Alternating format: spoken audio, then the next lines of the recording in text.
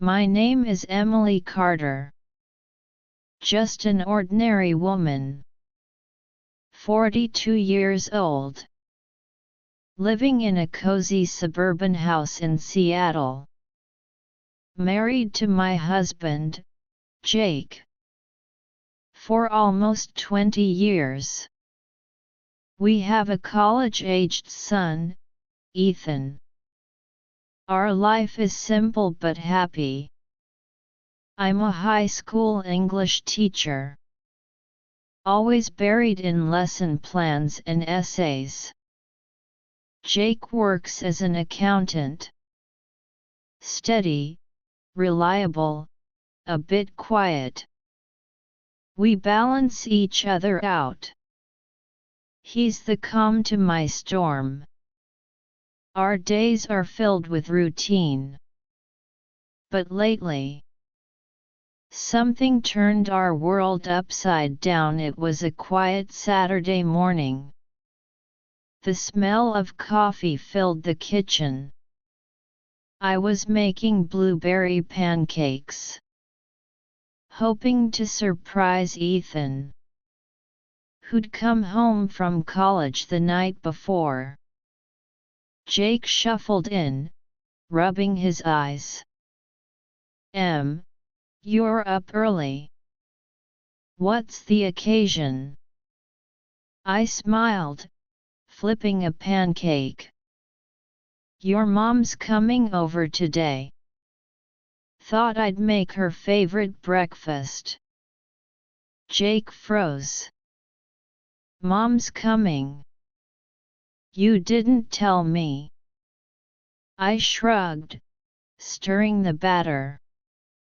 She called last night. Said her place lost power. The outage might last a few days. So she's staying with us for a bit. Jake nodded, but I could tell. He wasn't thrilled. His mom, Linda, is sweet.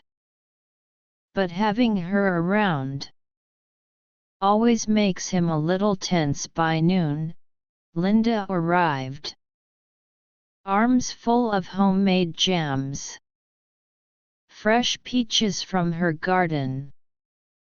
And a jar of her famous pickles. Emily, darling.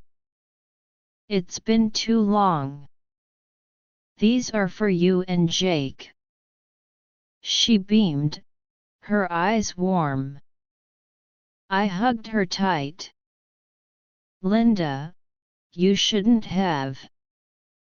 Come in, let me get you some tea. She waved me off. No fuss, I'm fine. And just like that, she was tidying the living room. Folding blankets, fluffing pillows. Like she'd never left her own house. Ethan wandered out, gave her a big hug. And the house felt alive. Full of chatter and laughter, but that warmth didn't last. A few days in, things shifted. It was after dinner one night. I was washing dishes. When Linda called from the living room. Emily, can you come here? Her tone was sharp. I dried my hands, heart sinking. Jake was already there. Looking uneasy. What's wrong, Linda? I asked, trying to sound calm. She looked me dead in the eye. Emily. Is something missing from the kitchen? I blinked, confused. Missing? What do you mean? She didn't flinch. The jar of smoked paprika. It's gone. Do you use it often? Paprika. I almost laughed. We barely cook with it. Maybe it's in the pantry. Jake chimed in. I can check, Mom. Linda shook her head. I looked everywhere. It's not there. You sure no one took it? My stomach dropped. Was she implying something? I forced a smile.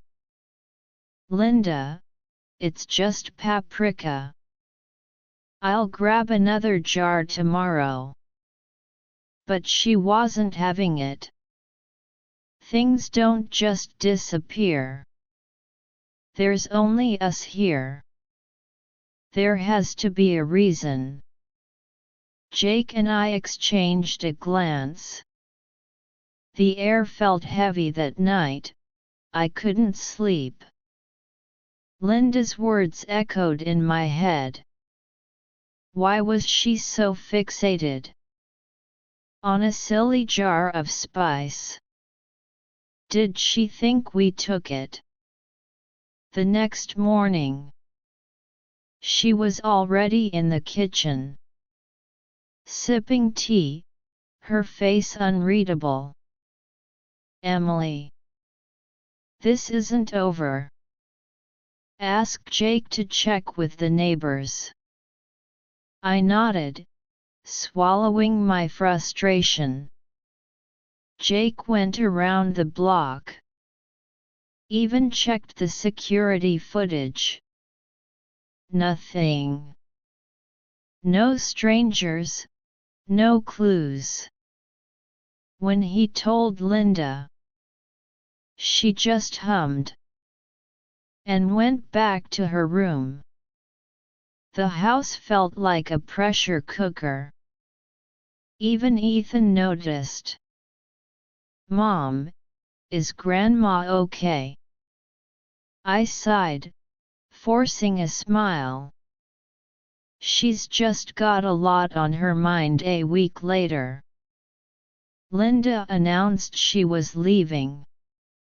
I was stunned. Linda, you said you'd stay longer. She shrugged. You're busy. I should get back. Something felt off. Like she was pulling away. The day she left, I packed her some homemade cookies. She barely looked at them. No need, Emily. I'm not hungry. On the drive to the train station, she stared out the window. Silent, distant.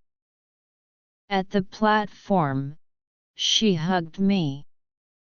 Take care of yourselves. Her voice was soft, but her eyes were guarded. As the train pulled away, I felt a pang in my chest. What had gone wrong? Life went back to normal. Or so I thought. Jake and I kept busy. Ethan went back to college. But Linda's calls became rare. When I reached out, she'd say she was fine, then hang up quickly. Until one evening, I came home exhausted. Jake was on the couch, worried. Mom called.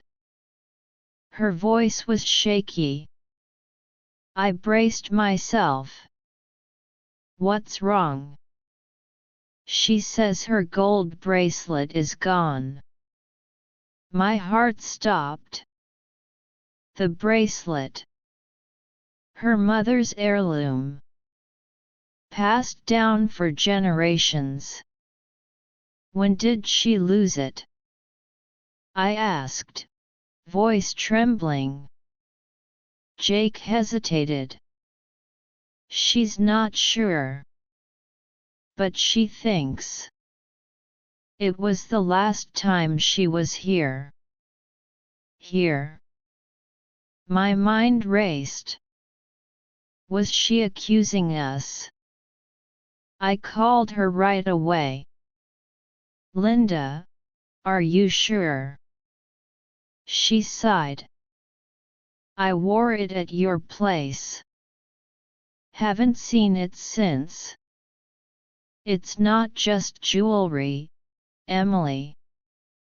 It's all I have left of my mom. I hung up, tears stinging my eyes. She thought we took it. Or lost it.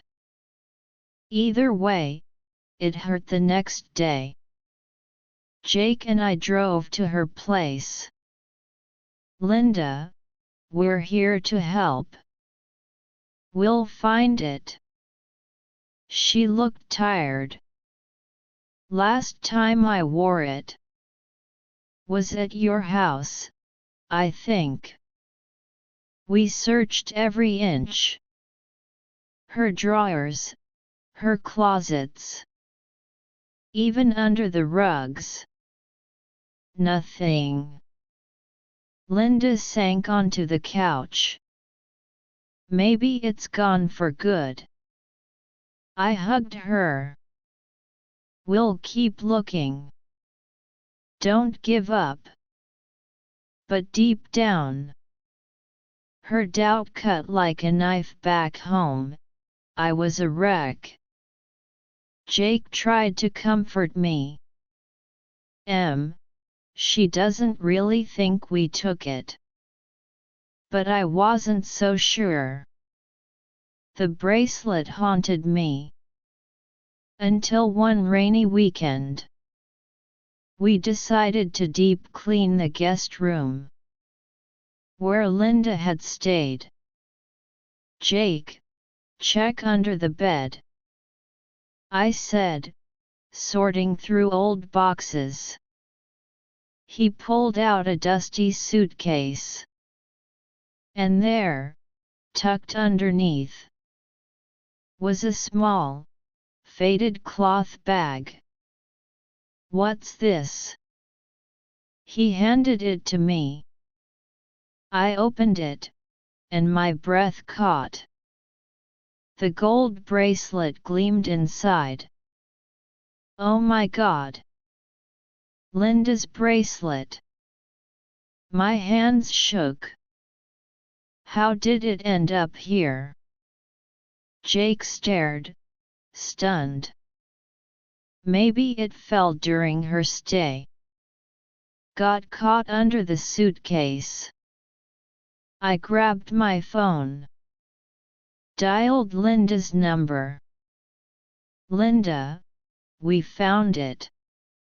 It was under the guest room bed. She gasped. Really? Oh, Emily, I thought it was gone forever. I broke down. Linda, I'm so sorry. We should have looked harder. Her voice softened. No, sweetheart. I'm the one who's sorry. I never should have doubted you when Linda visited next. I placed the bracelet in her hands. Her eyes welled up. Emily, you and Jake. You're my family. That's what matters.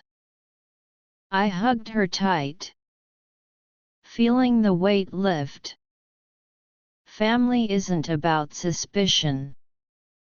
It's about trust. And second chances. Hey, friends.